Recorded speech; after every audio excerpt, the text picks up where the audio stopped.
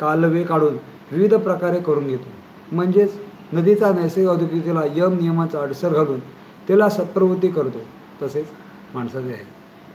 त्यांना अधोगती वाचवणे हा माझा धर्म आहे.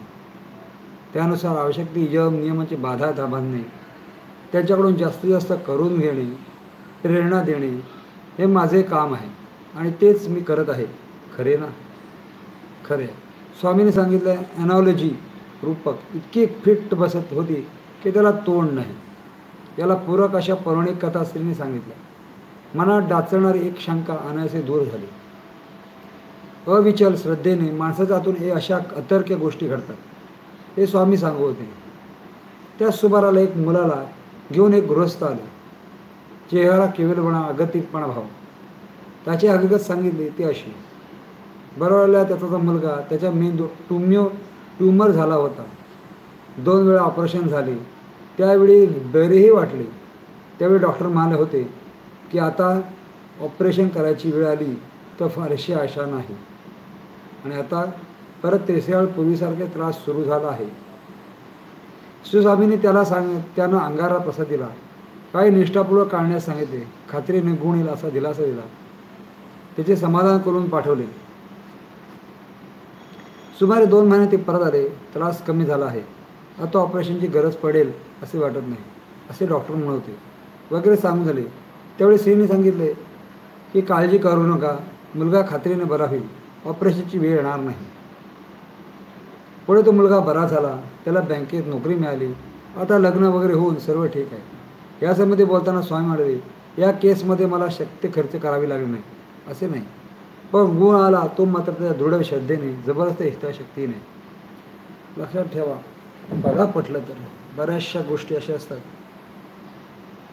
बऱ्याच वेळा सांगितल्या जातात करू नका, जाऊ नका, काही शक्ती आहेत, वाईट शक्ती आहेत, ते जाऊ नये. पूर्वीचे लोक सांगायची की ठराविक वेळेनंतर कुठे जाऊ नये. ते वाचन आणलं तुम्हाला बऱ्याच गोष्टींमध्ये हा ग्रंथाच्या माध्यमातून फार फार मोठं मोलाचं मार्गदर्शन तुम्हाला मिळेल. मी सांगतो म्हणून तुम्ही स्वतः वाचू शकता.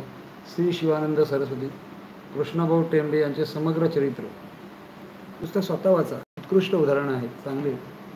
आजच्या युगात फार तर फार गरज आहे आणि ते सांगू शकत नाही असे अनुभव आलेले आहेत. जाऊ दे, तो आपला विषय नाही. आपलं होतं वाचन सांगणं एवढंच विषय. एक मत्स्य व्यवसायातील गृहस्थ शिवांना भेटायला आला.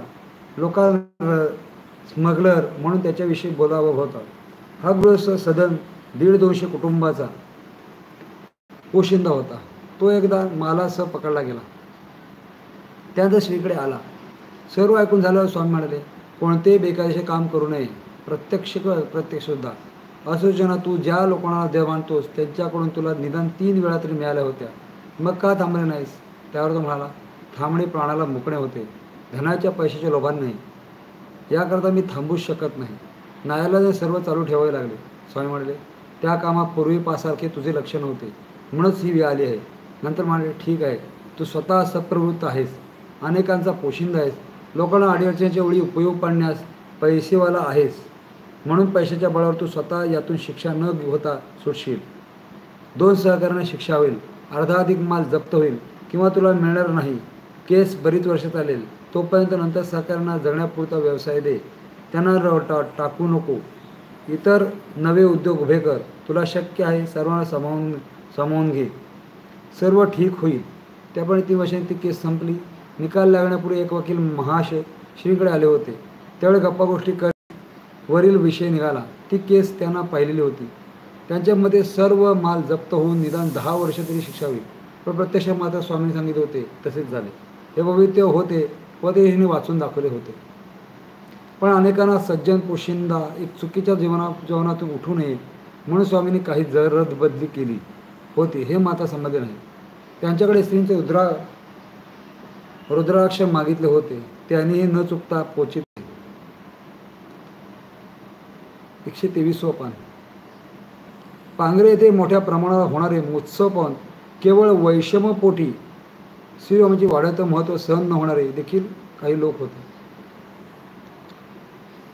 अशाच कोणी एकाने स्वामींच्या बेकशी धान्यासाठी केल्याबद्दल सहकारी निर्भत मोडणा